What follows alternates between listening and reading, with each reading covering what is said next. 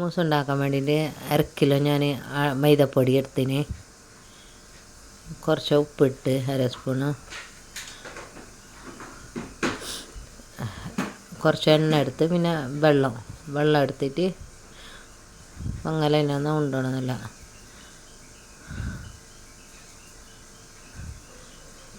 പിന്നെ നല്ല 2 മണിക്കൂർ വെക്കണം അതിനൊരു സൈഡിൽ തൊട്ടക്കത്താക്കിയിട്ട്. പിന്നെ ചട്നിക്ക് വേണ്ടിയിട്ട് തമ്പട്ടറിഞ്ഞ് വേവിക്കാൻ വെച്ചിനാഞ്ഞ്. പിന്നെ വെളുത്തുള്ളി പച്ചമുളക് ഉപ്പിട്ടിട്ട് അതിനെ അരച്ചിട്ട് എടുക്കണം. ഇഞ്ചി ഇടണം 4 കഷ്ണം. ഇനി വേവിച്ചിട്ട് വെച്ച മുളകില്ലേ അതിനെ ചുട്ടാണെങ്കിൽ വേവിച്ചിട്ട് ഈ ചുവന്ന മുളകിന് ഇൽക്കിടണം. അതിട്ടിട്ട് ഒരു സൈഡിൽ അരച്ചിട്ട് വെക്കണം. പിന്നെ ഒരു സൈഡിൽ ചട്ടി വെച്ചിട്ടില്ലേ വെളുത്തുള്ളി കുത്തിയത് അതിനിടണം. പിന്നെ ഈ ചട്നിയിൽ അരച്ചിട്ട് വെച്ചാൽ അതിനൊക്കെ പിന്നെ ഉപ്പും പിന്നെ കുറച്ച് സോയ സോസ് ഇട്ടാൽ മതി.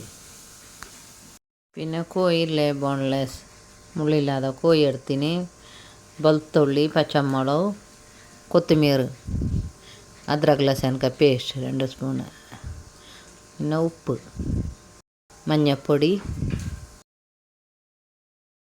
ഗരം മസാലപ്പൊടി.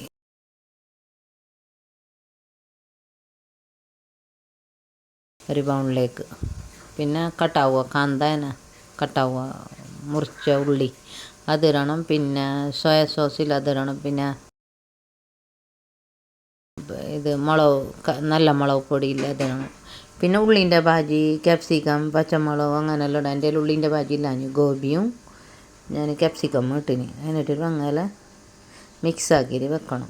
പിന്നെ നോണ്ടിയിട്ട് വെച്ച അട്ടയില്ലേ അതിന് ഇരിക്കണം. ഇത് ഞാൻ ഓൺലൈനിൽ വിളിപ്പിച്ച് മാത്രം അത് നെങ്ങിയിട്ട് ഇങ്ങനെ കിളപ്പിലാന്നില്ല. വേഗം അതിനെ പെരത്തേണ്ടിയാണ് വന്ന് എത്തിയിട്ട് ഇങ്ങനെ നടുത്ത് കിണ്ണം വെച്ചിട്ട് ഇങ്ങനെ മുറിച്ചിട്ട് എടുക്കുന്നു.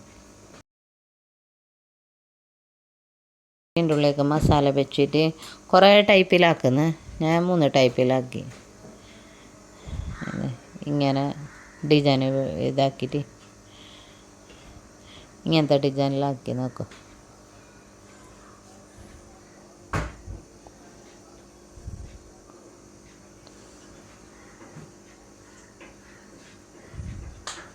ഇതായും കാണാൻ നല്ല ഭംഗിയുണ്ട്.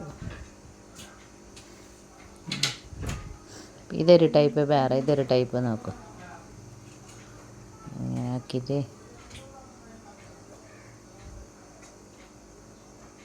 ഇതിങ്ങനത്തത് നല്ല ടേസ്റ്റിന് തിന്നാൻ. ഇത് ഇങ്ങനെ ആവി വെത്തിരി അങ്ങനെ ആക്കുന്ന, പിന്നെ എണ്ണൻ്റെതും ആക്കുന്നു.